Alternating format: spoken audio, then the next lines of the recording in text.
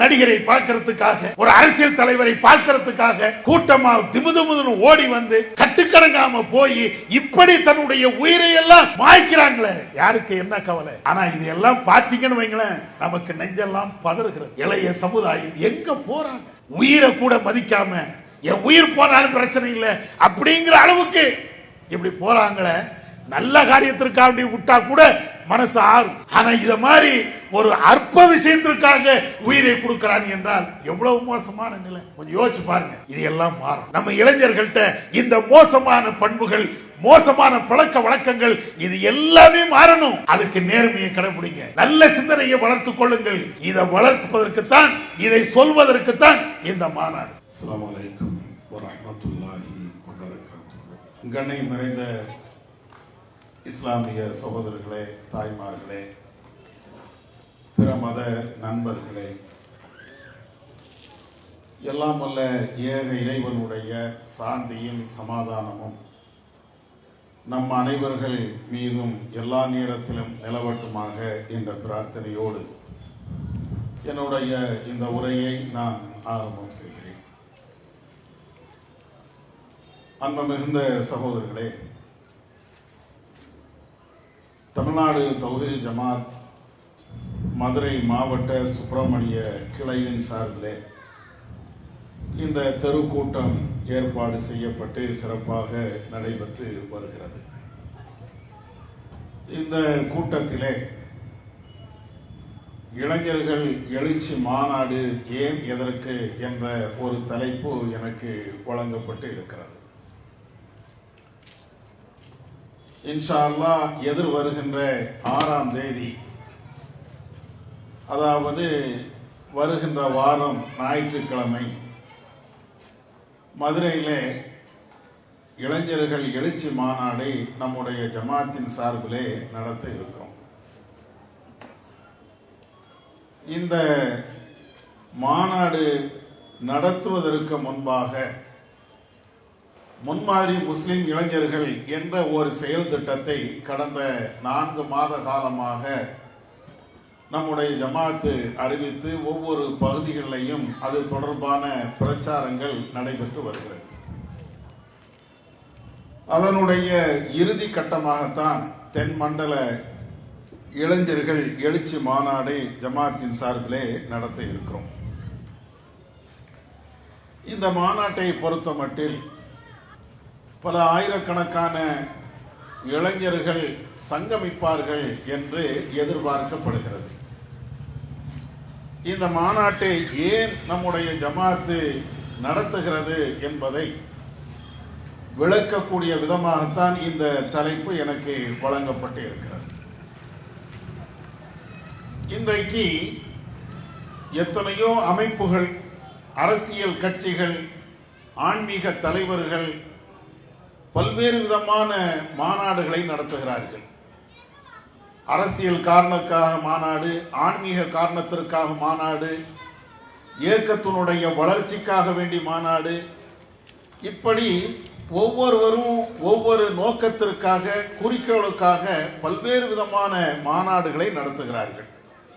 இந்த மாநாடுகளிலே ஒரு வித்தியாசமாகத்தான் நம்முடைய ஜமாத்து இந்த மாநாடை நடத்துகிறது. எங்களுடைய இயக்கம் வளர வேண்டும் என்பது இந்த மாநாட்டுடைய நோக்கம் அல்ல, அல்லது இந்த மாநாட்டின் மூலமாக மிகப்பெரிய அரசியல் செல்வாக்கை பெற வேண்டும் என்பதும் எங்களுடைய நோக்கம் அல்ல.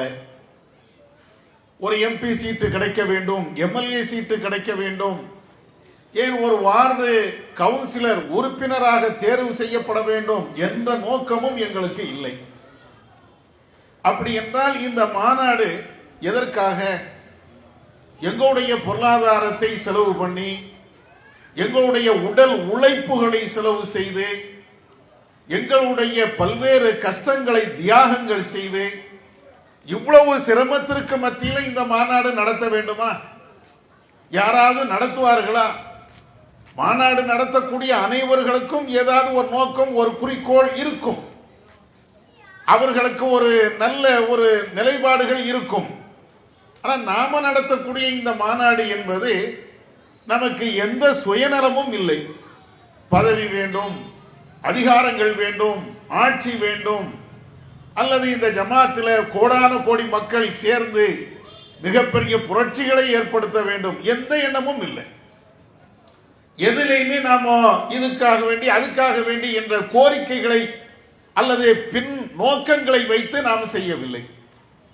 அப்ப இந்த மாநாடு நடத்துவதற்கு என்ன காரணம் என்றால், இந்தியாவில் ஒட்டுமொத்த இளைஞர்களுடைய நிலையை நீங்கள் கொஞ்சம் யோசிச்சு பாருங்க. ஜாதி மதங்களுக்கு அப்பாற்பட்டு, எல்லாத்துக்கும் அப்பாற்பட்டு, எல்லா மதத்திலையும் எல்லா இனத்திலையும் எல்லா ஜாதியிலையும் இந்தியாவில் இருக்கக்கூடிய இளைஞர்களுடைய நிலையை நீங்கள் பார்த்தீர்கள் என்றால் கண்ணீர் விட்டு அழக்கூடிய அளவிற்கு அவர்களுடைய போக்கு மிக மோசமாக போகிறது. அதனால்தான் சில பேர் இந்திய இளைஞர்களுடைய நிலையை சில வரிகளில் சொல்லிவிடுகிறார்கள். எதை சொல்கிறார்கள்? இன்றைக்கு இருக்கக்கூடிய இளைஞர்களுடைய நிலை பயமற்ற, அச்சமற்ற, எதிர்காலத்தை பற்றி எந்த விதமான குறிக்கோளும் இல்லாமல் வாழுகிறார்கள். அப்படி என்றால் அதனுடைய அர்த்தம் என்ன? ஒரு இளைஞன் தன்னை பற்றி பயப்படுவதில்லை, தன்னுடைய பெற்றோர்களை பற்றி பயப்படுவதில்லை, தன்னுடைய உடன் பிறந்த சகோதர சகோதரிகளை பற்றி, அண்ணன் தம்பிகளை பற்றி அவனுக்கு எந்த கவலையும் இல்லை. தன்னுடைய குடும்பத்தார்களை பற்றி உள்ள அச்ச உணர்வோ அல்லது அவர்களை வார்த்து எடுக்க வேண்டும், அவர்களுடைய குடும்ப சுமையை சுமக்க வேண்டும் என்ற அந்த மாதிரி சிந்தனையோ எதுவுமே இல்லை.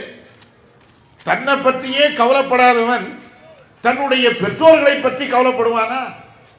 தன்னுடைய உயிரை பற்றியே அஞ்சாத ஒருவன் தன்னுடைய அண்ணன் தம்பி அக்கா தங்கச்சியுடைய உயிர்களை பற்றி அவன் கவலைப்படுவானா?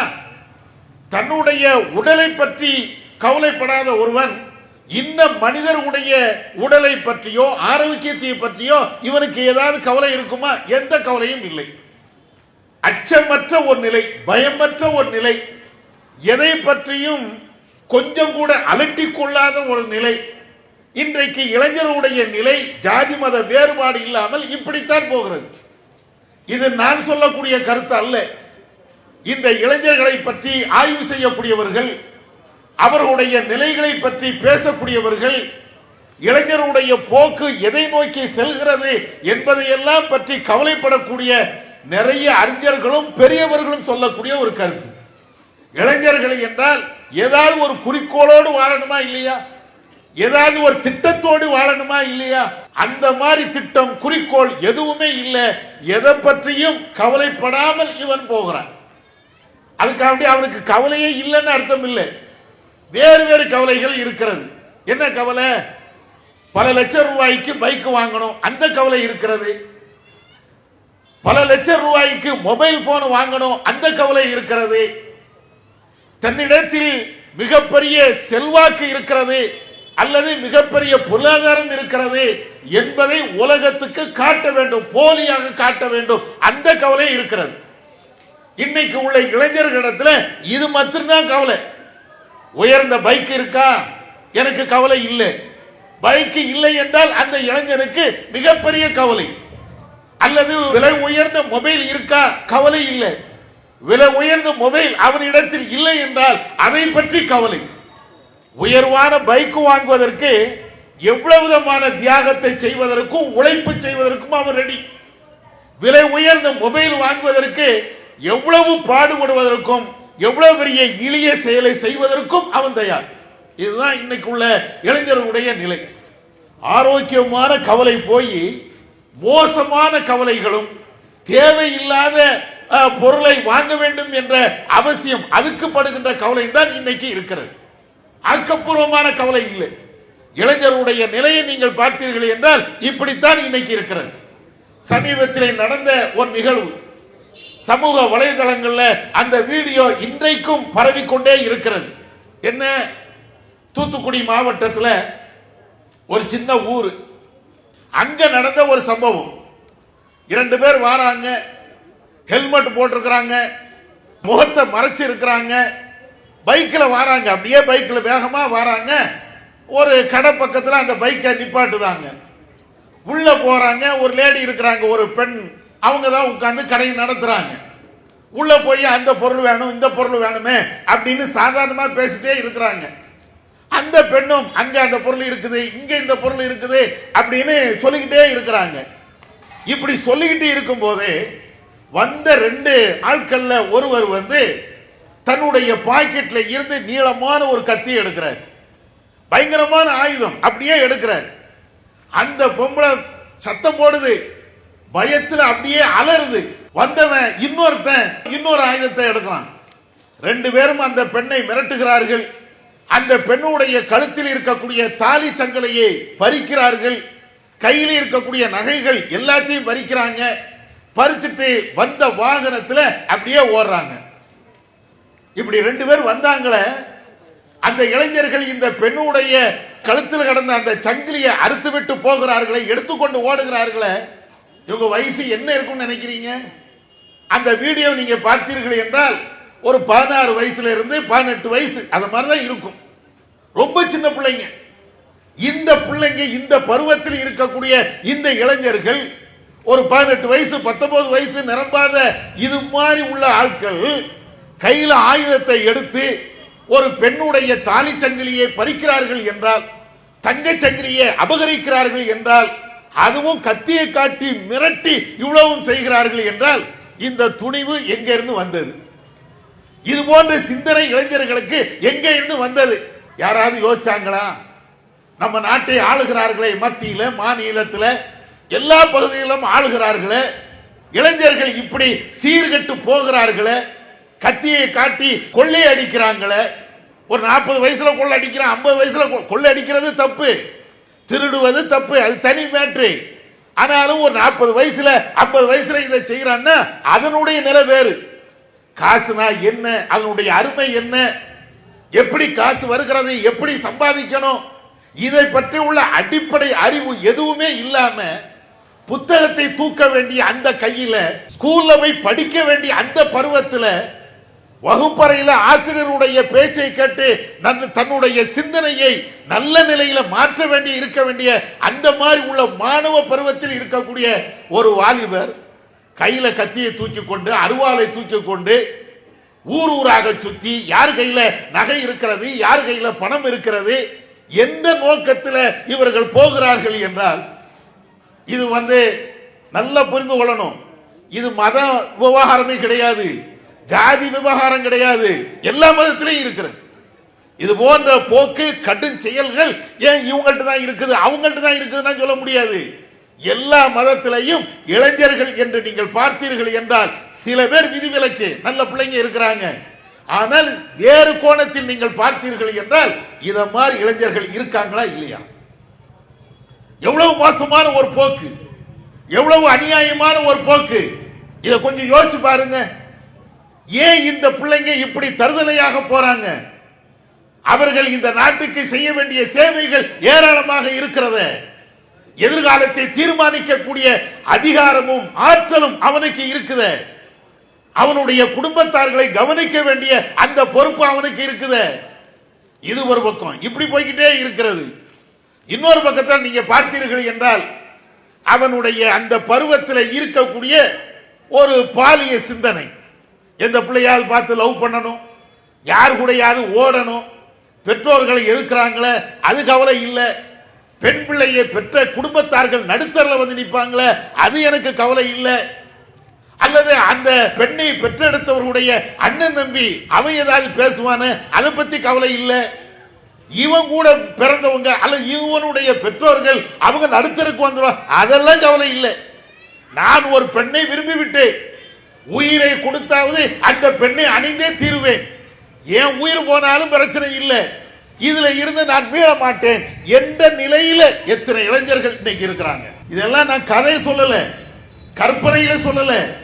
ஒவ்வொரு நாளும் நீங்கள் செய்தித்தாள்களில் பார்த்தாலும் சரி, அப்படி இல்லை என்றால் சமூக வலைதளங்களில் பார்த்தாலும் சரி, இது போன்ற சம்பவங்கள் ஏராளம் ஏராளம். சில இளைஞர்கள் இருக்கிறான், அவன் விரும்பிய பெண்ணை கிடைக்கவில்லை என்றால் உடனே தற்கொலைக்கு போ, தன்னுடைய உயிரை மாய்த்து விடுகிறான். எத்தனை சம்பவங்கள்! இவன் விரும்பிய பெண்ணை கிடைக்கவில்லை என்பதற்காக அல்லது அந்த பெண் வீட்டை சார்ந்தவர்கள் தரவில்லை என்பதற்காக உலகம் இதோடு முடிந்து போய்விட்டது, இனிமேல் எனக்கு வாழ்க்கையே தேவையில்லை என்று தூக்கு மாட்டியோ அல்லது வேற எங்கேயாவது போய் மருந்த குடித்தோ அல்லது ரயில் முள் பாய்ந்தோ பஸ் உள்ள குளிஞ்சோ எத்தனை விபத்து, எத்தனை தற்கொலை நடக்கிறது. கடைசி நீங்க பாத்தீங்கன்னா அந்த பெற்றோர்கள் இந்த பையனை வளர்ப்பதற்கு எவ்வளவு பாடுபட்டிருப்பாங்க. அவனை பெற்றெடுத்ததுல இருந்து இந்த 18 வயசு 20 வயசு வரையிலையும் அவனை வளர்க்கிறதுக்கு எவ்வளவு கஷ்டப்பட்டிருப்பாங்க. வளர்க்கிறது மட்டுமில்ல, ஒவ்வொரு பருவத்தை அவன் கடக்கின்ற பொழுது தன்னுடைய பிள்ளைங்க ஒரு 5 வயசை கடக்கும் போது, 10 வயசை கடக்கும் போது, 15 வயசை கடக்கும் போது அந்த பெற்றோர்களுக்கு இந்த பையனை பற்றி உள்ள எவ்வளவு கற்பனைகள் இருந்திருக்கும். எவ்வளவு அப்படியே தவழ்ந்துகிட்டே இருக்கிறான், இப்ப எஞ்சி நடக்கிறான். அங்க இருந்து பெற்றோருடைய அந்த கற்பனை கூடிக்கிட்டே இருக்கும். இதுவரையும் தவழ்ந்தான், இப்ப எஞ்சி நடக்கிறான். இதுவரையும் பேசல, இப்ப அம்மா என்று பேசுகிறான். இப்போ ஓரளவுக்கு பேச வந்துட்டான், ஓரளவுக்கு ஓடி ஆடுகிறான். ஸ்கூல்ல போய் சேர்க்கிறாங்க. எவ்வளவு கற்பனை. அதுவும் எல்கேஜில போய் சேர்ப்பாங்க. எல்கேஜில இருந்து அந்த ஸ்கூல்ல படிச்சுட்டு வந்து அவன் ஸ்லேட்ல நோட்டு புத்தகத்துல ஒரு ஏ என்று எழுதிவிட்டால் அந்த அம்மாவுக்கு இருக்கக்கூடிய சந்தோஷம் அதை விட வேற எதுவுமே இருக்காது. அவ்வளவு சந்தோஷப்படுறோமா இல்லையா? இந்த பிள்ளைகளை வளர்ப்பதற்கு, இந்த பிள்ளைகளுடைய நிலையை அப்படியே நம்ம கண்ணு முன்னால பார்ப்பதற்கு எவ்வளவு சந்தோஷம். கொஞ்சம் நெஞ்ச சந்தோஷம் இல்லை, அவ்வளவு. அப்படியே கொஞ்சம் கொஞ்சமா வளர்ந்துகிட்டே வராங்கன்னு வைங்களேன். அப்படியே வளர்ந்துகிட்டே வருகின்ற பொழுது ஒரு 10th படிச்சு முடிக்கிறான். 10th படிச்சு முடிக்கக்கூடிய அந்த நேரத்திலேயே பெற்றோர்களுக்கு ஒரு உயர்வான ஒரு மதிப்பு அவனை பற்றி இருக்கும். என்ன மதிப்பு? என் பிள்ளை 10th 500க்கு 400 மார்க் எடுத்துட்டான், 500க்கு 450 எடுத்துட்டான், அவ்வளவு சூப்பரா படிப்பான், அவ்வளவு நல்லா படிக்கிறான். அதுக்கு பின்னால +1 அவனை பயாலஜி படிக்க வைக்கணும், அவன் டாக்டர் ஆகணும் அல்லது அவனை இன்ஜினியர் ஆக்கணும். ஒரு உயர்ந்த படிப்பை அவனை படிக்க வைத்து எப்படியாவது நல்ல படிக்கக்கூடிய ஆட்களோடு அவனை கைகோர்த்து விடணும். இருக்கா? எல்லா பெற்றோர்கள்டையும் இந்த சிந்தனை இருக்குதா? எல்கேஜில இருந்து அப்படியே கவலைப்பட்டு கவலைப்பட்டு அவனை வளர்த்து அவனை வாலிபமாக்கி ஒரு குறிப்பிட்ட ஸ்டேஜ் வருகின்ற பொழுது அந்த பெற்றோர்களுக்கு இருக்கக்கூடிய அந்த கற்பனை இருக்குது. என் பிள்ளை டாக்டர் ஆயிடுவான், என் பிள்ளை இன்ஜினியர் ஆயிடுவான், என் பிள்ளை பெரிய தொழிலதிபர் ஆயிடுவான், என் பிள்ளை மாதிரி இந்த உலகத்துல நல்லவன் கிடையாது. எல்லாம் இப்படியே கற்பனை. சில வறுமை கோட்டை கீழே இருக்கக்கூடிய பெற்றோருடைய நிலையை நீங்கள் பார்த்தீர்கள் என்றால் இன்னும் மோசமா இருக்கும். தகப்பனாரு கூலி தொழில் செய்வாரு, தாயி ஒவ்வொரு வீட்டுக்கா போய் அவங்களும் கூலி வேலை செய்வாங்க. இப்படி கூலி வேலை செஞ்சு செஞ்சு அன்றாடம் சம்பாதித்து அந்த வருமானத்தில் தன்னுடைய பிள்ளைகளை படிக்க வச்சிருப்பாங்க, தன்னுடைய குடும்பத்தை அப்படியே வளர்ப்பாங்க. இவ்வளவு கஷ்டப்பட்டு வளர்க்கக்கூடிய அந்த பெற்றோர்கள் தன்னுடைய பிள்ளைய படிக்க வைக்கும் போது அவங்களுடைய சிந்தனை எப்படி இருக்கும்? நான் கூலிக்கு வேலைக்கு போறேன், நான் கொத்தனார் வேலைக்கு போறேன், நான் சித்தாள் வேலைக்கு போறேன், என் பிள்ளை இன்ஜினியரா வரணும், இந்த மாதிரி ஒரு வேலையை என் பிள்ளை செஞ்சிடக்கூடாது, இவ்வளவு கஷ்டப்படக்கூடாது, என் பிள்ளை நல்லா படிச்சு நல்ல உத்தியோகத்துக்கு போகணும். இருக்கா? இந்த சிந்தனை இல்லாத ஒரு தாய், ஒரு தந்தை, எந்த மதமா இருக்கட்டும், எந்த இனமா இருக்கட்டும், இந்த கற்பனை இல்லாத ஒரு பெற்றோரை உங்களால காட்ட முடியுமா? எல்லாத்துக்கும் அந்த கற்பனை தானே, எல்லாத்துக்கும் அந்த சிந்தனை தானே. நம்ம பிள்ளை நல்ல நிலையில வரணும். இந்த சிந்தனை இல்லாத ஒரு பெற்றோரை எந்த மதத்திலும் நீங்க பார்க்க இயலாது. எல்லாத்துக்கும் அந்த சிந்தனை. ஆனா இவ்வளவு கற்பனையில அந்த பெற்றோர்கள் இருக்கக்கூடிய அந்த நேரத்தில் தான் இவன் தருதலையாக போகிறான். ஒண்ணு ஏதாவது ஒரு பிள்ளைய நம்பி அல்லது அவர் பின்னால போய் அந்த பெண்ணு கிடைக்கவில்லை என்றால் தற்கொலை பண்றான். அப்படி இல்லையா உயர்ந்த பைக் வேணும் அல்லது உயர்ந்த கார் வேணும் அல்லது உயர்ந்த மொபைல் வேணும், அந்த சிந்தனையில போய் அது கிடைக்கவில்லையா அது கிடைக்க வேண்டும் என்பதற்காக கொள்ளையடிக்கிறதுக்கு போறான், திருட்டு வேலைகளில் ஈடுபடுகிறான், அதற்கு பின்னால ஜெயிலுக்கு போறான். வாழ்க்கையே சூனியமாக, வாழ்க்கையே ஒண்ணுமில்லாம இவன் ஆக்கப்படுகிறானா இல்லையா? அவங்க பெற்றோருடைய கவலையை நீங்க பாருங்க, அவங்களுடைய எண்ணத்தை பாருங்க, இவன் போகின்ற அந்த பாதையை பாருங்க, ரெண்டையும் ஒப்பிட்டு பாருங்க. உயர்வாக வர வேண்டும் என்று நினைக்கிறாங்க இந்த இளைஞர்கள், தன்னைத்தானே அழித்துக் கொள்கிறார். அதுதான் முதல்ல நான் சொன்னேன். பெற்றோரை பத்தி கவலை இவனுக்கு இல்ல, பிள்ளைகளை பற்றி கவலை இவனுக்கு இல்ல, உறவினர்களை பற்றியோ எதை பத்தி இவனுக்கு கவலை இல்ல. அற்ப அந்த சந்தோஷம் வேணும். 1 லட்சம் ரூபாய் மொபைல் வேணும், 1 லட்சம் ரூபாய் பைக் வேணும், அது ஒரு 10 நாளைக்கு. இந்த அற்ப சந்தோஷத்துல தான் இவன் வாழ்கிறானே தவிர இதை தாண்டி இவனுக்கு வேற எந்த கவலையும் இல்லை. இதுதான் இன்னைக்கு இளைஞர்களுடைய நிலை. இன்னும் கொஞ்சம் ஒரு படி மேல நீங்க யோசிச்சு பாருங்களேன். நிறைய இளைஞர்கள் இன்னைக்கு அவங்கள என்ன சிந்தனையில இருக்கிறாங்க தெரியுமா? நிறைய இளைஞர்கள் உழைக்க கூடாது, ஆனால் வருமானம் வந்துகிட்டே இருக்கணும். எந்த படிப்பும் படித்து விடக் கூடாது, அதுக்காக வேண்டி எந்த சிரத்தையும் எடுத்து விடக் கூடாது. ஆனால் நான் ஒரு மாவட்டத்துக்கு கலெக்டரா இருக்கணும், கஷ்டமே படாம எந்த விதமான சிரமமும் படாம உயர்ந்த பதவியை அடையணும், பெரிய செல்வந்தராக மாறணும். இதுதான் இன்னைக்கு இளைஞர்களுடைய இன்னொரு வகையான போக்கு. நீங்க பாருங்க, எல்லார்ட்டையும் நீங்க பாருங்க, அந்த இளைஞருடைய சிந்தனை நீங்க பாருங்களேன். ஒழுங்கா 10th மார்க் எடுக்க மாட்டான், +2 ஒழுங்கா மார்க் எடுக்க மாட்டான், அதுல எத்தனையா சப்ஜெக்ட்ல ஃபெயில் ஆயிருவான். ஆனா வெளியில அவனுடைய சிந்தனைகள்லாம் எப்படி இருக்கும் அப்படின்னா, ஒரு ஆடி கார்ல போற மாதிரி, பல கோடி ரூபாய் மதிப்புள்ள கார்கள்ல பயணிக்கின்ற மாதிரி, ஒரு பெரிய பங்களா இருக்கிறது மாதிரியும் அவனுடைய கற்பனை அப்படித்தான். ஏன் உழைக்கலாம் மாட்டப்பா, எனக்கு ஆடி கார் வேணும், நான் உழைக்கலாம் மாட்டேன், ஒரு பெரிய பதவி வேணும். இந்த சிந்தனை இருக்கா? உழைக்காமலேயே ஏதாவது ஒரு பெரிய விஷயத்தை அடையணும். நிறைய இளைஞர்கள்ட்ட இந்த சிந்தனை இருக்கிறது. படிப்பா அது 2வது பார்த்துக்கிடுவோம், எக்ஸாம் எழுதுறதா அது 3வது பார்த்துக்கிடுவோம். அது தமாசா சொல்லுவான், எவன்டா எக்ஸாம கண்டுபிடிச்சான், இந்த எக்ஸாம் எல்லாம் எவன் கண்டுபிடிச்சான், ஒரே பரீட்சை அப்படிங்கிறாங்கல்ல.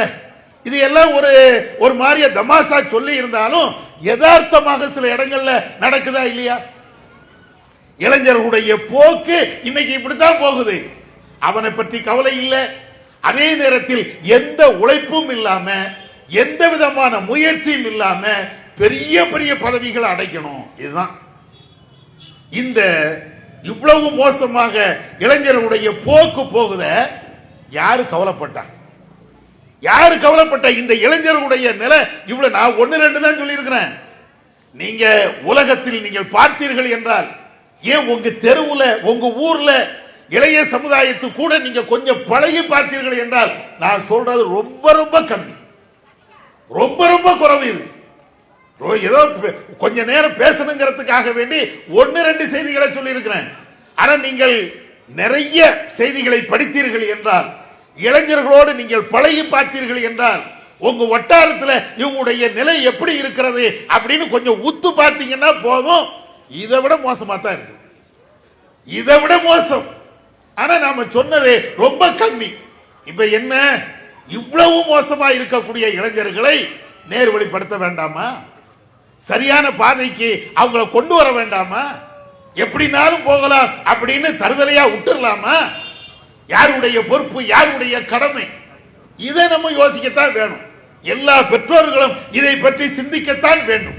அப்ப இத மாதிரி இளைஞர்களுடைய நிலைப்பாடுகள் இவ்வளவு மோசமாக போய்கொண்டே இருக்கிறது. இன்னும் சொல்ல போனா உங்க சிந்தனையில உள்ள ஒன்றுதான். அது என்ன?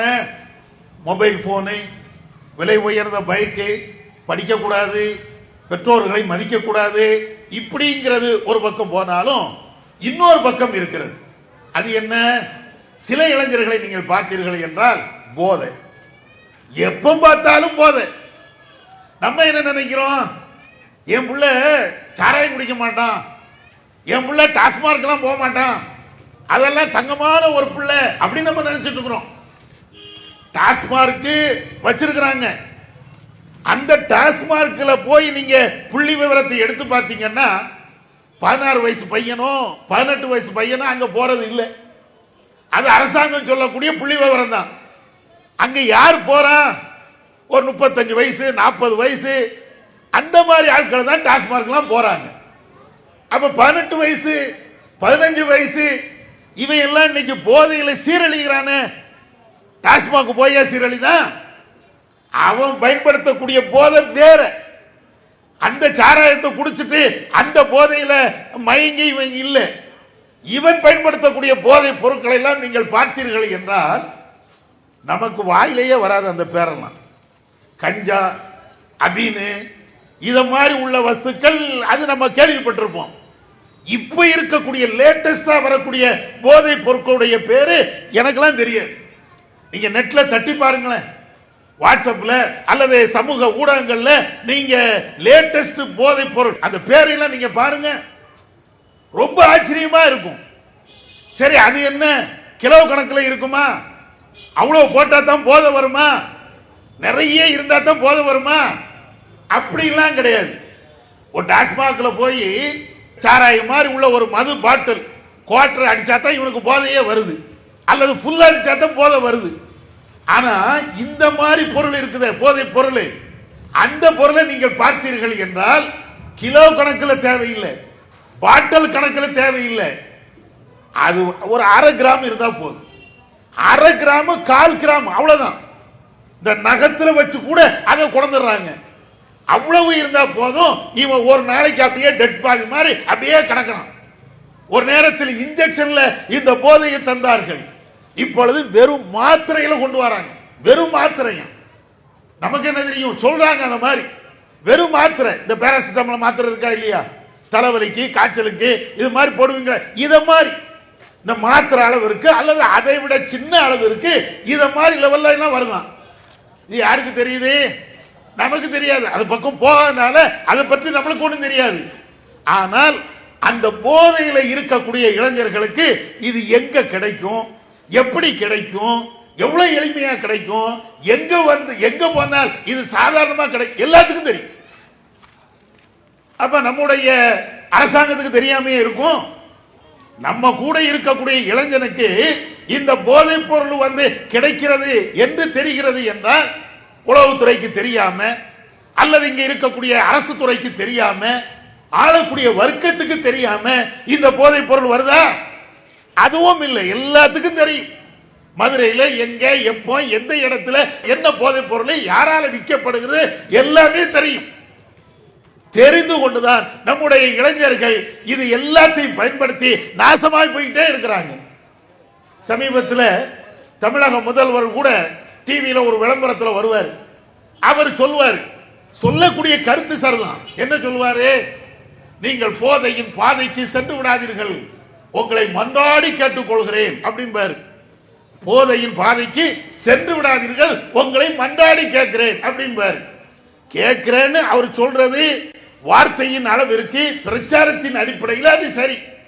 ஆனா அவருடைய ஆட்சியின் கீழ் தான் எல்லா இடத்திலையும் டாஸ்மாகும் திறந்து வச்சிருப்பார். நம்மளுக்கு ஆட்சியாளர்கள் இருக்கிறாங்களா இல்லையா, அது மத்தியோ மாநிலத்துமோ யாரா இருக்கட்டும், நம்ம இளைஞர்கள் இந்த போதையில நாசமாறாங்க என்று அவங்களுக்கு தெரியாமனா இல்ல. டாஸ்மார்க் திறந்து வச்சுக்கிட்டே போதைக்கு போகாது அப்படின்னா இது என்ன பிரச்சாரம்? போதை மருந்துகளை அல்லது போதை பொருட்களை நம்ம நாட்டில் அனுமதித்துக் கொண்டு நீங்க போதைக்கு போகாதீர்கள் என்று எல்லா அரசுகளும் பேசுகிறது என்றால் அதனுடைய அர்த்தம் என்ன? யாருக்கும் இதை பற்றி உள்ள கவலையே கிடையாது.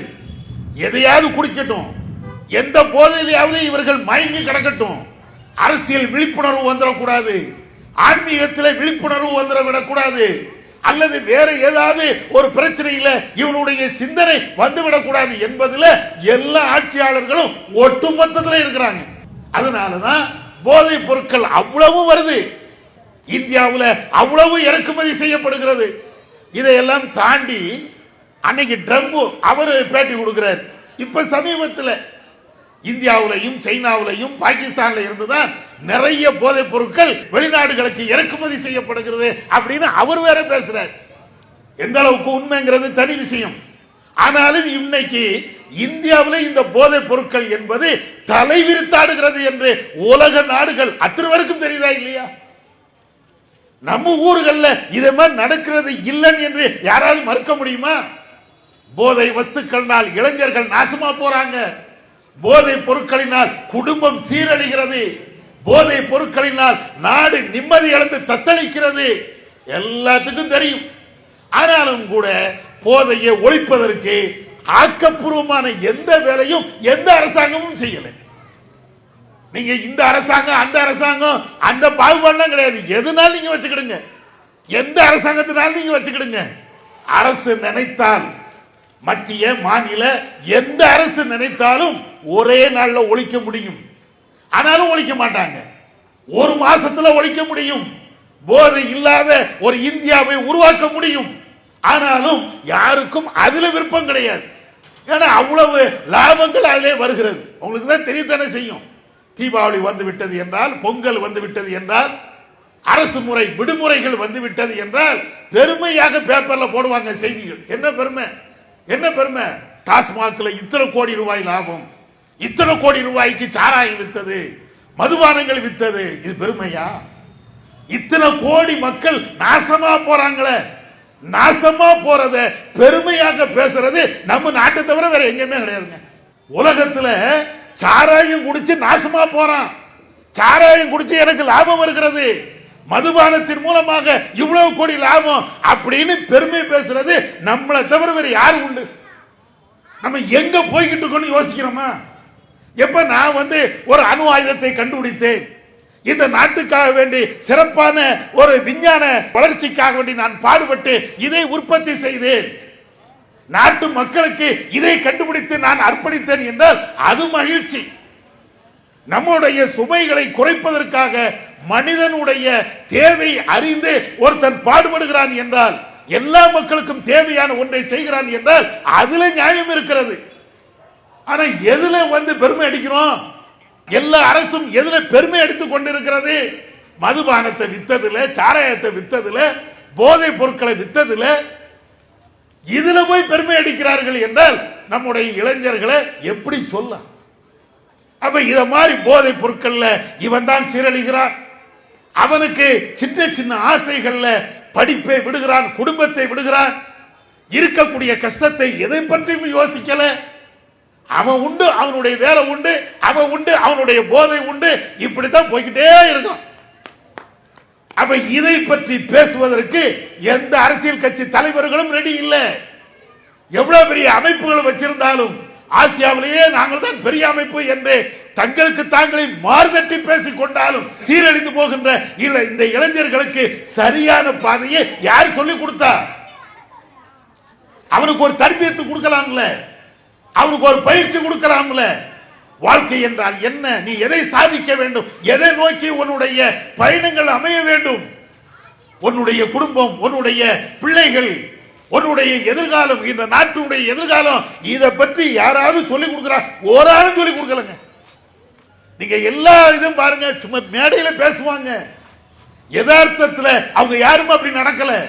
இளைஞர்கள் நம்ம நாட்டினுடைய வருங்கால தூண்கள் எல்லாம் மேடையில தான்.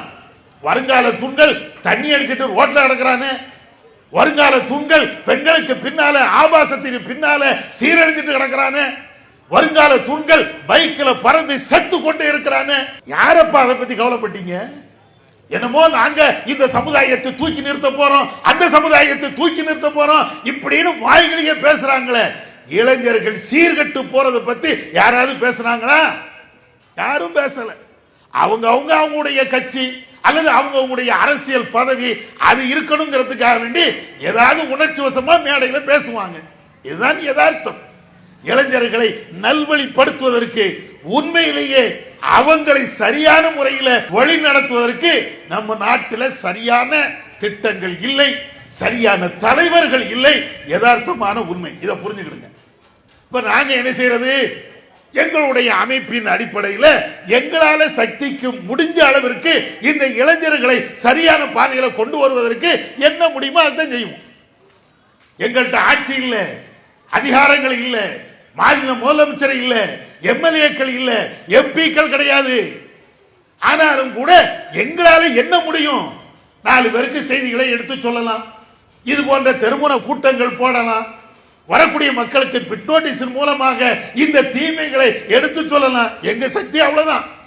எங்க சக்திக்கு உட்பட்டு இளைஞர்களுக்கு எங்களால் என்ன வழியை காட்ட முடியுமோ அதைத்தான் செய்ய முடியும். இப்ப அந்த அடிப்படையில் தான் சீரழியக்கூடிய, மோசமான பாதைகளை தேர்ந்தெடுக்கக்கூடிய இந்த இளைஞர்களுக்கு சரியான ஒரு பாதையை காட்டணும். அதுக்கு தான் இந்த மாநாடு. இதற்கு எங்களுடைய இஸ்லாமிய மார்க்கம் அழகான பல்வேறு தீர்வுகளை சொல்லி தருகிறது. எங்களுடைய இளைஞர்களுக்கு, இஸ்லாமிய இளைஞர்களுக்கு அதைத்தான் நாங்கள் சொல்லுகிறோம். இன்னும் சொல்ல போனா எல்லா இளைஞர்களும் திருந்துவதற்கு இது ஒரு வழி, இது ஒரு வாய்ப்பு. இதையும் நாங்கள் சொல்லி தருகிறோம். எங்களுடைய மார்க்கத்தை, இஸ்லாத்தை நீங்க கொஞ்சம் படிச்சு பாருங்க.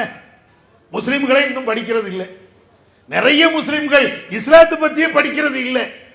அதனாலதான் நிறைய சண்டைகள், நிறைய புரிதல்ல ஏற்படுகின்ற மிஸ்டேக்குகள். இஸ்லாத்தை முஸ்லிம்களே படிக்கலன்னா இன்னொரு ஆட்கள் எப்படி படிப்பாங்க? நம்மளே படிக்கிறது இல்லை. இப்ப அந்த அடிப்படையில் நீங்க பாருங்க, இந்த மது அதுல இளைஞர்கள் சீரழிறாங்க. இஸ்லாம் என்ன சொல்கிறது? இன்னமல் ஹம்ரு வல் மைசிரு வல் அன்சாபு வல் அஸ்லாமு ரிஜ்சும் மின் அமலி ஷைத்தான் ஃபஜ்தனிபூஹு. எங்களுடைய வேதம் பேசுகிறது. எப்பா மதுபானம் இருக்கா இல்லையா? இந்த மதுபானம், சூதாட்டம் ஆடுகிறீர்களே இந்த சூதாட்டம், இவைகள் எல்லாமே தீய வழிமுறைகள், சைத்தானிய வழிமுறைகள். அதை விட்டுருங்கப்பா. நீங்க முதிய வயது உடையவர்களாக இருந்தாலும் சரி, இளைய வயது உடையவர்களாக இருந்தாலும் சரி, ஆணாக இருந்தாலும் பெண்ணாக இருந்தாலும் சரி, இந்த தீமையை நீங்க செய்யாதீங்க. எங்களுடைய வேதம் இப்படி பேசுகிறது. மதுவின் பக்கம் நீ போயிடாத, போதையின் பக்கம் நீ போயிடாத, விபச்சாரத்தின் பக்கம் நீ போயிடாத. உன்னுடைய காசை அழிக்கக்கூடிய சூதாட்டம் இருக்கிறத, அந்த சூதாட்டத்தின் பக்கம் தலை வச்சு கூட படுத்துறாத. எங்க வேதம் எப்படி சொன்னாலும் முஸ்லிம் இளைஞர்கள் சில பேர் இதை கேட்கிறதும் இல்லை. ஆனால் நபியுடைய காலகட்டத்தில் அன்னைக்கு இருந்த இளைஞர்கள் நபி அவர்கள் இந்த வசனத்தை, இந்த வேத வரிகளை சொன்ன உடனே எல்லாருமே கேட்டாங்க. எந்த அளவுக்கு என்றால், இஸ்லாமிய மார்க்கத்தில் இருக்கக்கூடிய இன்னொரு சட்டம், ஆரம்ப காலகட்டத்தில், அதாவது நபி அவர்கள் இஸ்லாத்தை சொல்லக்கூடிய ஆரம்ப காலகட்டத்தில் எல்லாருமே மதுவில் தான் இருந்தாங்க.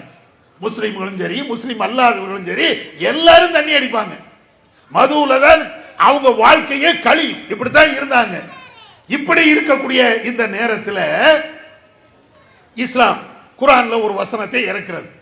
எப்பா நீங்க மதுவின் பக்கம் போயிடாதீங்க, மதுவை நீங்க குடிச்சிடாதீங்க. மதுவை குடிச்சிட்டீங்க அப்படின்னு சொன்னாச்சுன்னா உங்களுடைய அறிவு எல்லாமே நாசமா போயிடும் அப்படின்னு சொல்லி சொல்லுது. உடனே நபி அவர்கள் இப்படி சொன்ன உடனே, அதாவது அன்னைக்கு இன்னைக்கு இருந்த மாதிரி கஞ்சா கிடையாது, இன்னைக்கு இருந்த மாதிரி அபீன் கிடையாது, இன்னைக்கு இருந்த மாதிரி போதை மாத்திரைகள் அன்னைக்கு கிடையாது. அன்னைக்கு மது அப்படின்னு சொன்னா இன்னைக்கு சாராயம் சொல்றோமா இல்லையா, அதுதான் அன்னைக்கு மதுவாக இருந்தது. அதைத்தான் அவங்க குடிச்சிட்டு இருந்தாங்க. அதை பெரிய பெரிய பானைகள்ல, பெரிய பெரிய பாத்திரங்கள்ல ஊத்தி வச்சிருப்பாங்க. எல்லா வீட்லயும் அது இருக்கும். முகமது நபி இப்படி சொல்லிட்டாங்க, மது ஹராம், மது தடை இப்படின்னு சொன்ன உடனே அன்னைக்கு இருந்த பெரிய பெரிய நபி தோழர்கள், வாலிப பிள்ளைங்க எல்லாருமே நபி அவர்கள் சொன்ன உடனேயே அந்த மது பாத்திரங்கள் எல்லாத்தையும் உடைச்சாங்க, மதுக்களை எல்லாத்தையும் தெருவில் கொட்டி இனிமேல் குடிக்க மாட்டோம் அப்படின்னாங்க. ஒரே ஒரு வார்த்தை, முகமது நபி சொன்னாங்க மதுவை கூடாதுன்னாங்க.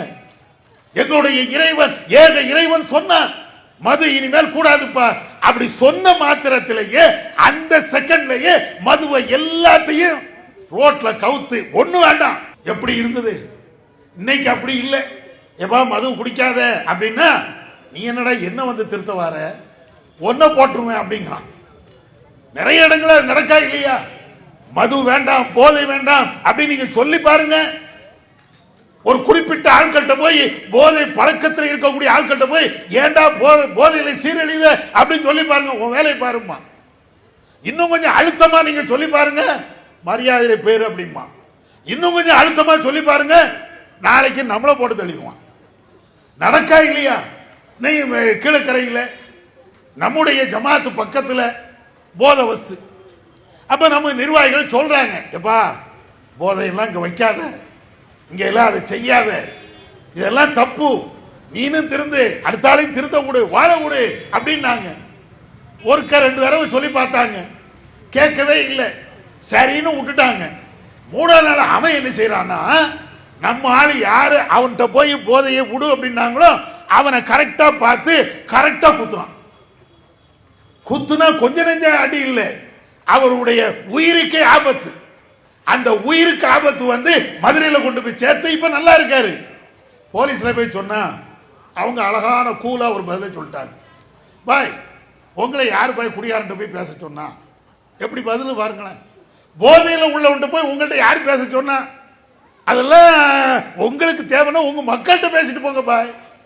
இன்னும் சொல்ல போனா அங்க நம்ம மக்கள் தான் போதை, அது வேற, முஸ்லீம்கள் தான். நீங்க போதையில் உள்ளவன்ட்டு போய் நீங்க ஏன் திருத்துறீங்க? நாடு எங்க போகுதுன்னு தெரியுதா? எப்ப போதையில இருக்காதான்னு சொல்ல வழி இல்லை. சொன்னா நம்முடைய உயிருக்கும் உத்தரவாதம் இல்லை. காவல்துறையில போய் சொன்னாலும் போங்க பாய், உங்க வேலையை பார்த்துட்டு போங்க பாய், சீர்திருத்த பிரச்சாரம் எல்லாம் உங்களோட வச்சுக்கிடுங்க பாய். அங்கெல்லாம் உங்களை யார் போய் சொல்ல சொன்னா? எப்படி இருக்குது நீங்க பாருங்களேன். இதுதான் யதார்த்தம். நம்ம கூட்டி குறைச்சி அரசியல்வாதி மாதிரிலாம் பேசல, யதார்த்தம். நீங்க அங்க மட்டும் இல்லை, எத்தனை இடத்துல நீங்க பாருங்க. அட தண்ணி அடிச்சா தாய் யாரு மனைவி யாருன்னு தெரியல. தண்ணி அடிச்சவன் எத்தனை பேர் தாயை போட்டு தாக்குறான். பெத்த தாய் அந்த தாயை போட்டு கொலை பண்றானே, எவ்வளவு வருத்தமா இருக்குது.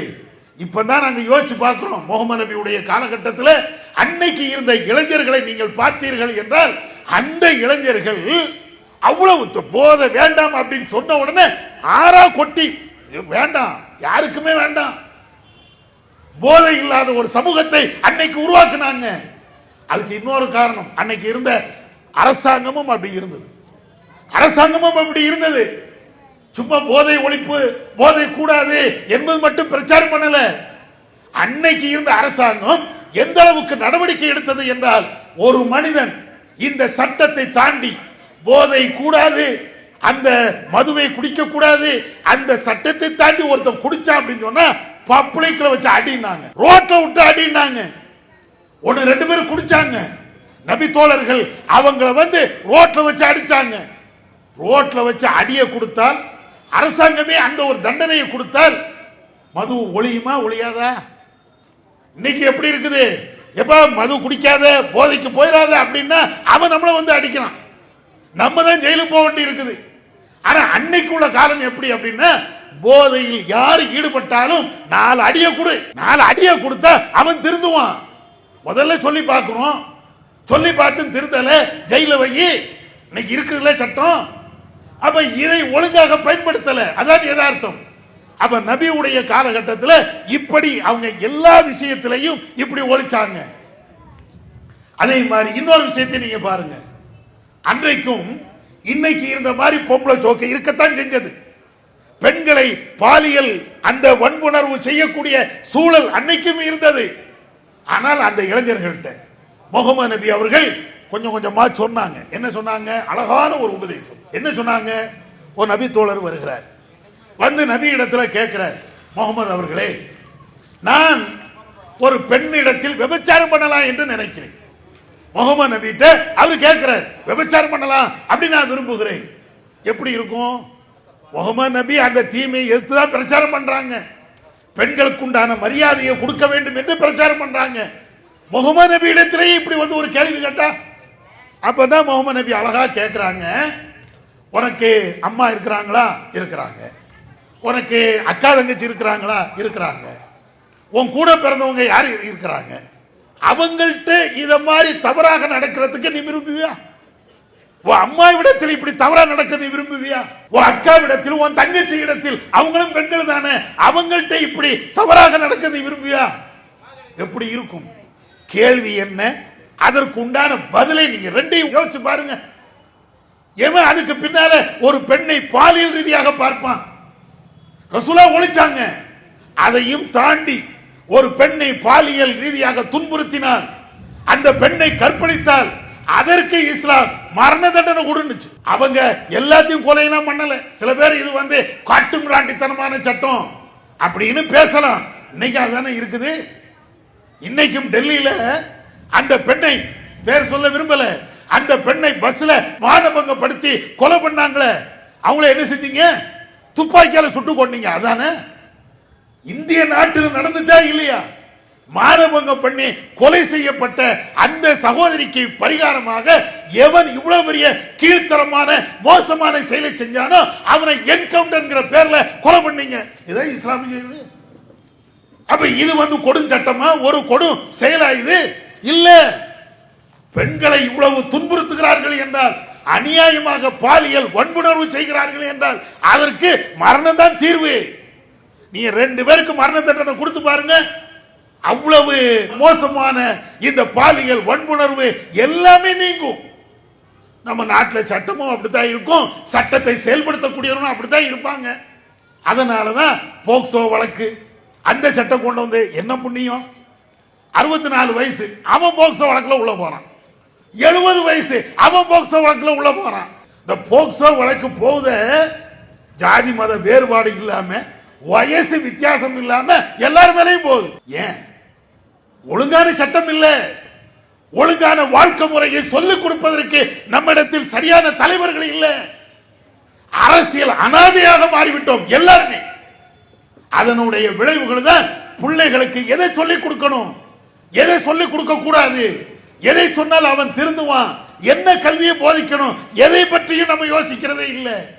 விளைவு இந்த மோசமான நிலை, மோசமான நிலை அதான போய்கிட்டே இருக்கிறது. முஹம்மது நபி அழகாக சொல்லி கொடுத்தாங்க, விபச்சாரம் பண்ணாத, விபச்சாரம் பண்ணாதன்னு மட்டும் சொல்லல, ஒலா தக்ரபு ஸினா, அந்த வாசல் பக்கம் கூட போயிடாது. விபச்சாரத்துக்கு அடிப்படையில் என்னென்ன செயல்பாடுகள் இருக்கிறதோ அதனுடைய அடிப்படையை கூட நீ பார்க்காத. விபச்சாரத்து ஒருத்தர் விபச்சாரத்தின் பக்கம் போறான்னா அடிப்படை என்ன? ஆபாச படம் பார்ப்பான், அசிங்கமான படம் பார்ப்பான், அது அப்படியே வளரும், மோசமான நட்புகள் கிடைக்கும், மோசமான பெண்களுடைய சவகாசம் கிடைக்கும். அதுக்கு பின்னால தானே இந்த கேடுகட்ட காரியத்துல போறான். எடுத்த எடுப்புலயே ஒரு பெண்ணை பார்த்த உடனேயே அவன் என்ன அப்படியே மோசமாக போயிடுறான். இளைஞர்கள் அப்படி கிடையாது. அவனை விபச்சாரத்துக்கு தூண்டுவது இந்த ஆபாச படங்கள், விபச்சாரத்துக்கு தூண்டுவது சில பெண்களுடைய நடவடிக்கைகள், சில பெண்களுடைய ஆடைகள், இது எல்லாமே சேர்ந்து நல்லவனையும் நாசமாக்கிறது.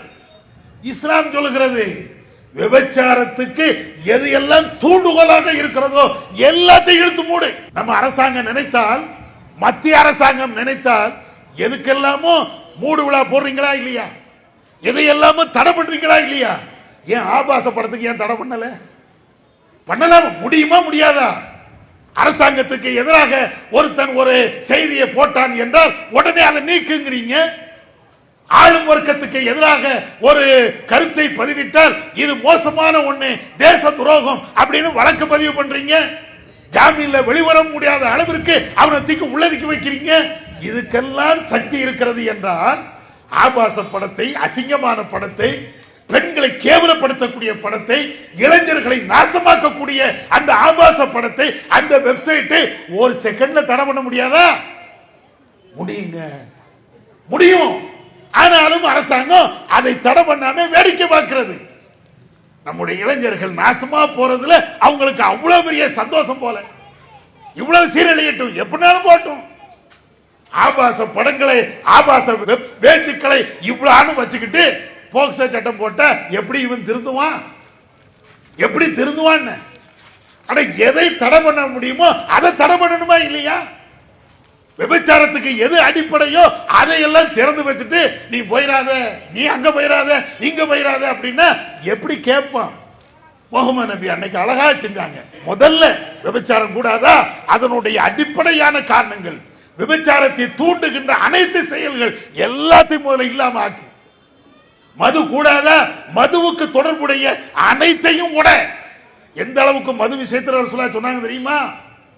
மதுவுக்காக வேண்டி சில பாத்திரங்களை, சில டம்ளர்களை, கிளாஸ்களை பயன்படுத்துவாங்க. நபி அவர்கள் மதுவை தடை பண்ணதுக்கு பின்னாலையும் நீங்க இதற்கு முன்னால எந்த கிளாஸ்ல மது ஊத்தி நீங்க குடிச்சீங்களோ அந்த கிளாஸையும் உடைங்கன்னாங்க. ஏன்? சிந்தனை வருமா இல்லையா? மது வேண்டாம் அப்படின்ட்டேன், மது வேண்டாம், எனக்கு வேண்டாம் அப்படின்னு நான் ஒதுங்கிட்டேன். ஆனாலும் அந்த கிளாஸை பார்க்கும்போது, அந்த பாத்திரத்தை பார்க்கும்போது, ஓஹோ கொஞ்சம் அடிச்சா லேச அந்த சிந்தனை வரும்ல. அதுக்காக வேண்டி இஸ்லாம் என்ன சொல்லுதுன்னா, நீ ஏற்கனவே மது குடிச்சிய அந்த கிளாஸ் இருந்தால், அந்த டம்ளர் இருந்தால், அந்த பாத்திரம் இருந்தால் எல்லாத்தையும் உடனே மது என்ற அந்த சிந்தனையை உனக்கு வரக்கூடாது. அவ்வளவு உடைச்சாங்க. இஸ்லாமிய மார்க்கம் அப்படி சொன்னதுனால மது இல்லாம போச்சு. விபச்சாரமா அதை தூண்டக்கூடிய, அந்த வழியை காட்டக்கூடிய எதுவாக இருந்தாலும் எல்லாத்தையும் இல்லாம ஆக்குனாங்க. விபச்சாரம் இல்லாம போச்சு. திருட்டா, திருட்டுக்கு என்னென்ன காரணம்? வேலை வாய்ப்பு, வேலை வாய்ப்பு முதல்ல உருவாக்கு. வேலை வாய்ப்பை உருவாக்கினால் அரசாங்கம் அந்த இளைஞர்களுக்கு தேவையான உதவிகளையும் நல்வழியையும் காட்டினால் இவன் ஏன் திருட போறான்? சரியான படிப்பு கொடுத்து பாருங்க, சரியான முறையில் அவனுடைய அறிவை வளர்த்து பாருங்க. அவன் எதுல இன்ட்ரெஸ்ட் இருக்கிறானோ அந்த தொழிலை அவனுக்கு நேர்மையாக சொல்லி கொடுத்து பாருங்க. அற்புதமா வேலை செய்வான், அழகாக வேலை செய்வான். முகமது நபி அதை சொல்லி கொடுத்தாங்க. இளைஞர்கள் அன்னைக்கு திருடாம இருந்ததுக்கு, திருட தெரியாம திருடாம இல்ல, எல்லாம் திருட்டெல்லாம் தெரியும், விபச்சாரம் எல்லாம் தெரியும், தண்ணி கடிக்கிறது எல்லாம் தெரியும், எல்லாம் தெரிஞ்சும் கூட அதை செய்யாம இருந்தாங்க. ஏன் தெரியுமா? அவனுக்கு எது தேவையோ அதை சொல்லி கொடுத்தாங்க. ஒழுக்கத்தை சொல்லி கொடுத்தாங்க, நேர்மையை சொல்லி கொடுத்தாங்க. நேர்மை என்றால் என்ன அப்படிங்கறத பாடம் சொல்லி கொடுத்தாங்க. பெண்களை எப்படி கண்ணியப்படுத்த வேண்டும், எப்படி மதிக்க வேண்டும் அதை சொல்லி கொடுத்தாங்க. அடுத்தவருடைய உரிமை என்ன, அடுத்த வீட்டுக்காரனுடைய உரிமை என்ன, இதை சொல்லி கொடுத்தாங்க. வியாபாரம் செய்வதாக இருந்தால் அதுல மோசடி பண்ணாத, அதுல பொய் பேசாத, யாரையும் ஏமாத்தாத, எல்லாத்தையும் சொல்லி கொடுத்தாங்க. இப்படி எல்லாம் நேர்மையை பேசுறதுனால அவன் கரெக்டா போய்கிட்டே இருந்தாங்க. நபி தோழர்கள் திருந்துவதற்கு அதுதான் காரணம். அரசாங்கம் அவ்வளவு செயலையும் அங்க சொல்லி கொடுத்துக்கிட்டே இருந்தது. இன்னைக்கு நமக்கு சொல்லி தரத்துக்கு ஆள் இல்லை, வழிகாட்டுவதற்கு ஆள் இல்லை. அதனாலதான் இவ்வளவு மோசம். இந்த அடிப்படையில் தான் இந்த நேர்மையான பாதையை நீங்க தேர்ந்தெடுங்க. இளைஞர்களுக்கு நாங்கள் சொல்வது அதுதான், நீங்க நேர்மையை தேர்ந்தெடுங்கள், அநியாயத்தின்பால் போயிடாதீங்க. அக்கிரமத்தை செய்யறதுக்காக வேண்டி யார் உங்களை அழைத்தாலும், யார் உங்களுடைய உணர்ச்சியை தூண்டிவிட்டாலும் அங்க நீங்க போயிடாதீங்க. அது நம்மளை அழிச்சிரும், நம்மளை நாசமாக்கிறோம், நம்முடைய வாழ்க்கையை இல்லாம ஆக்கிறோம். 4 பேர் தூண்டி விடுவான், அதை செய் இதை செய், அது சரியா சிந்தி, அதை சிந்திச்சு பார். அவன் சொல்றது சரியா, அவன் சொல்றது நேர்மையா, அல்லது பொய் சொல்றானா, அல்லது விட்டடிக்கிறானா, என்ன அதை யோசிப்பார். சிந்தனைக்கு இஸ்லாம் அருமருந்தாக, அவனுக்கு தேவையான அந்த சிந்தனையை வளர்க்கக்கூடியதாக இஸ்லாம் இருந்தது. அதைத்தான் இப்பவும் நாங்களும் சொல்றோம். எல்லா மக்களுக்கும் நாங்கள் சொல்றது என்னன்னா, நீ தவறான பாதையை விடணுமா, உன்னுடைய அறிவை நேர்மையை ஆக்கிக்கொள், நீ நேர்மையை கடைபிடி, எல்லா விஷயத்திலையும் நேர்மையை பார், பொய் பேசாம இருந்து பார், ஏமாத்தாம இருந்து பார், பித்தலாட்டம் பண்ணாம இருந்து பார், அடுத்தவனுடைய சொத்துக்கு ஆசைப்படாம இருந்து பார், பதவிக்கோ அந்தஸ்துக்கோ மரியாதைக்கோ நீ யாரையும் எதிர்பார்க்காம இருந்து நீ பார். அப்படி நீ வாழ்ந்து பாரு, உன்கிட்ட எதுவுமே வராதுப்பா. நேர்மையை விட்டதின் காரணத்தினாலதான் இவ்வளவு சிக்கல்கள் வருகிறது. இன்னும் சொல்ல போனா நடிகர்களுக்கு பின்னால இன்னைக்கும் இளைஞர் பட்டாளம் என்னப்பா சாதிச்சுட்டாங்க. இந்த நடிகர்கள் யாரா இருக்கட்டுமே, எந்த நடிகர்களா என்ன சாதிச்சுட்டாங்க கொஞ்சமா யோசிச்சு பாருங்களேன். அவங்க இப்படி டாட்டா காட்டுனா உனக்கு சோறு வந்துருமா? அவங்க உங்களை பார்த்து சிரித்து விட்டால் உனக்கு அறிவு வந்துருமா? நம்ம அப்படி ஏமாந்துரும். ஒரு அரசியல் தலைவரை பார்க்கிறதா இருந்தா அல்லது நடிகர்களை பார்க்கிறதா இருந்தால் அங்க போறோம் இங்க போறோம். இன்னைக்கு உள்ள செய்தி என்ன, ஒரு அரசியல் தலைவர் அவர் இப்ப அரசியல்ல இறங்கி நடிகர் அவர் வருகிறார், 31 பேர் இறந்திருக்கிறாங்க, 31 பேர் இறந்திருக்கிறதாக செய்திகள் வருகிறது. எல்லாரும் யாரு, எல்லாரும் யாரு நினைக்கிறீங்க? எல்லா இளைஞர்களா தான் இருப்பாங்க. எப்படி அந்த உயிர் அநியாயமா யாரும் இதை பத்தி கவலைப்பட மாட்டேங்கிறாங்க. அநியாயமாக இப்படி கொல்லப்படுறாங்களே. ஒரு நடிகரை பார்க்கறதுக்காக, ஒரு அரசியல் தலைவரை பார்க்கறதுக்காக கூட்டமா திமுதுமுதுன்னு ஓடி வந்து கட்டுக்கடங்காம போய் இப்படி தன்னுடைய உயிரை எல்லாம் மாய்க்கிறாங்களே. யாருக்கு என்ன கவலை? மத்திய அரசு, மாநில அரசு, எல்லா அரசியல்வாதிகளும் சேர்த்தா நான் சொல்றேன். இவங்க உயர்ந்தவங்க அந்த பாகுபாடு எங்களுக்கு கிடையாது, எல்லாருமே. ஆனா இது எல்லாம் பார்த்தீங்கன்னு வைங்களேன், நமக்கு நெஞ்செல்லாம் பதறுகிறது. இளைய சமுதாயம் எங்க போறாங்க? உயிரை கூட மதிக்காம, என் உயிர் போனாலும் பிரச்சனை இல்லை அப்படிங்கிற அளவுக்கு இப்படி போறாங்களே. நல்ல காரியத்திற்காக விட்டா கூட மனசு ஆறும். ஆனா இத மாதிரி ஒரு அற்ப விஷயத்திற்காக உயிரை கொடுக்கிறான் என்றால் எவ்வளவு மோசமான நிலை. கொஞ்சம் யோசிச்சு பாருங்க. இது எல்லாம் மாறணும். நம்ம இளைஞர்கள்ட்ட இந்த மோசமான பண்புகள், மோசமான பழக்க வழக்கங்கள், இது எல்லாமே மாறணும்.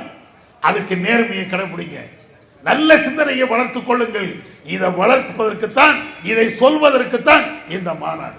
எல்லாரும் வாங்க, எல்லா இளைஞர்களும் வாங்க, ஒவ்வொரு இளைஞர்களும் வாங்க. ஜாதி மத வேறுபாடு இல்லாம நம்ம எதை சாதிக்கணும், நம்முடைய எதிர்கால நோக்கம் என்ன, எதை நோக்கி போகணும், நம்முடைய பயணம் எப்படி அமைத்துக் கொள்ளணும், நம்முடைய வாழ்க்கையை எப்படி அமைத்துக் கொள்ளணும், இதுக்காக வேண்டி எல்லாருமே நீங்க வாங்க. நேர்மையாக வாழ்வதற்கு அத்தனை பேரும் நாம பழகுவோம். இளைஞர்கள் என்றால் நேர்மையானவர்கள், நேர்மை என்றால் இளைஞர்கள் என்பதை இந்த உலகத்திற்கு நம்ம காட்டுவோம் என்று சொல்லிக்கொண்டு என்னுடைய உரையை நிறைவு செய்கிறேன். வாஹிர் தவானா அல்ஹம்துலில்லாஹி ரப்பில் ஆலமீன். அஸ்ஸலாமு அலைக்கும் வரஹ்மத்துல்லாஹி வபரகாத்துஹு. அல்லாஹு அக்பர், அல்லாஹு அக்பர்.